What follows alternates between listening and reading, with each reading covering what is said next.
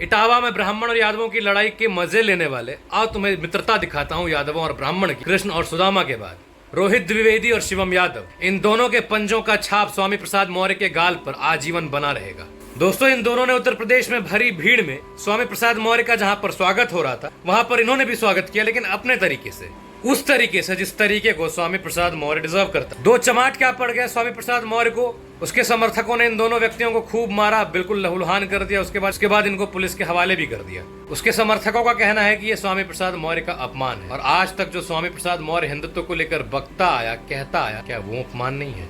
जनवरी 2003 को यही स्वामी प्रसाद मौर्य कहता है कि रामचरितमानस एक काल्पनिक गाथा है, एक नॉनसेंस है, जिसको तुलसीदास ने अपने अम्यूजमेंट के लिए लिखा था। अम्यूजमेंट के लिए लिखा था। इसने यो तक कह दिया कि इस पूरे ग्रंथ को ही बैन कर देना चाहिए, रामचरितमानस को बैन कर देना चाहिए, राम कथा किसी को पढ़ना ही नहीं चाहिए। इतनी अनाप शनाप बयानबाजियां करते हुए ये बचता आया। उसी वक्त 24 जनवरी 2023 को बीजेपी का एक नेता अशोक कुमार इसके खिलाफ कोर्ट पे जाता है, इसके खिलाफ केस दर्ज नहीं होता है, तो उसको लेकर वाराणसी के एक कोर्ट में जाता और कहता है कि कम से कम केस तो दर्ज होना चाहिए। उस चीज पर फैसला आज 2.5 साल के बाद आता है। 7 अगस्त 2025 को वो कोर्ट निर्णय देती है कि स्वामी प्रसाद मौर्य के खिलाफ केस चलाया जाए, मुकदमा दर्ज किया जाए। दिसंबर 2023 को ये फिर से एक बार बयान देता है कि हिंदू कोई धर्म नहीं है बल्कि एक फ्रॉड है। ये समस्त हिंदुओं को गालियां देते रहता है, समस्त हिंदुओं को कटघरे में खड़ा करता रहता है। अगर तुमको किसी एक चीज से प्रॉब्लम है, अगर तुमको ये कास्टिज्म से प्रॉब्लम है, जैसे मुझे भी कास्टिज्म से बहुत प्रॉब्लम है, जातिवाद ही समाज का सबसे बड़ा शत्रु है, ये मैं भी मानता हूँ, तो इसका मतलब ये थोड़ी कि मैं अपने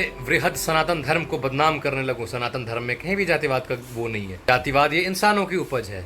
जातिवाद के खिलाफ लड़ो ना, जातिवाद खत्म करने की बात करो ना। तुम सनातन धर्म को गाली दोगे, तुम उस प्रभु श्री राम को गाली दोगे जिसने माता शबरी और निषाद राज को अपने गले से लगाया, इनको जिन भगवान श्री कृष्ण ने विश्व में किसी को छोटा बड़ा रहने ही नहीं दिया, तुम उनको गाली दोगे। स्वामी प्रसाद मौर्य एक्चुअली थोड़ा सा मानसिक विक्षिप्त पुरुष है। 2016 में इसने बीएसपी छोड़ा। इसने मायावती पर आरोप लगाया कि बहन मायावती टिकट की खरीद फरोख्त। उसके बाद ये बीजेपी में जाता है। बीजेपी की आइडियोलॉजी इसको बहुत पसंद आने लगती है। क्यों गए भाई बीजेपी में? बीजेपी तो हिंदुत्ववादी पार्टी, जहां देखो माल वहीं अड़ाओ डैश है।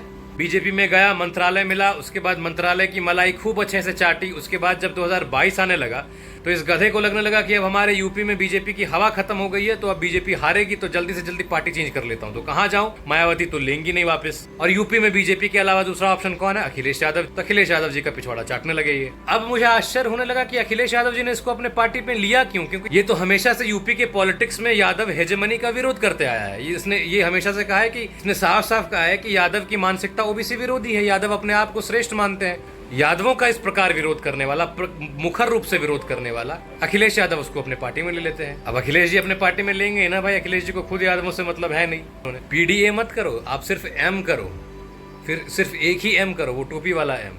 स्वामी प्रसाद मौर्य, जिनको बीजेपी 2016 में इतने अच्छी लगने लगी, जिन्होंने कहा कि बीजेपी एक ऐसी पार्टी है जो एक ओबीसी को प्राइम मिनिस्टर बनाता है, तो बीजेपी ही ओबीसी का अपलिफ्टमेंट कर सकती है। उसको महज 5 सालों के बाद जब लगने लगा कि हो सकता है कि अब बीजेपी पावर में ना रिटर्न हो उत्तर प्रदेश में, तो बीजेपी उसको ओबीसी विरोधी लगने लगी। और मोदी, अभी भी तो मोदी जी प्रधानमंत्री थे, अमित शाह गृह मंत्री हैं, मोहन यादव जी सीएम है एमपी के, छत्तीसगढ़ उड़ीसा आदिवासी सीएम है।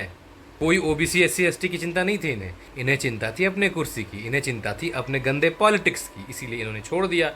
सोचा कि बीजेपी के साथ रहकर मलाई चाट लिया, अब बीजेपी के हाथ से सत्ता शायद निकल जाए तो समाजवादी पार्टी में रहकर सत्ता की मलाई चाटूंगा। वहां गए तो गू चाटना पड़ रहा है। अब तड़ातर थप्पड़ जड़ दिए जा रहे हैं इसके गालों में। तो भाई मैं पूछना चाहूंगा अपने देश की न्यायिक व्यवस्था से, अपने कानून से और उत्तर प्रदेश की सरकार से कि शिवम यादव और रोहित द्विवेदी ने थप्पड़ लगा दिए तो इनको पकड़कर पुलिस के हवाले कर दिया गया और इनको बहुत कूटा गया, क्योंकि कथित तौर पर इन्होंने स्वामी प्रसाद मौर्य का अपमान कर दिया। तो स्वामी प्रसाद मौर्य जो इतने दिनों से हिंदुत्व का अपमान करते आ रहे हैं, क्या ये उनको पुरस्कृत करने का एक वो जरिया है क्या? योगी जी प्लीज एक्शन लीजिए, we request you Yogi ji. Swami Prasad Maurya को भीतर ठेलिए। मतलब किसी अन्य धर्म के खिलाफ अगर ये इतना कह रहा होता तो अभी आपसे कोई रिक्वेस्ट नहीं करता, कब का इसके साथ कारनामा हो चुका होता। लेकिन हमारे साथ कर रहा है, हमारा धर्म टॉलरेंट है, हम टॉलरेंट व्यक्ति हैं, तो हम आपसे रिक्वेस्ट ही कर सकते हैं, प्लीज एक्शन लीजिए इसके खिलाफ।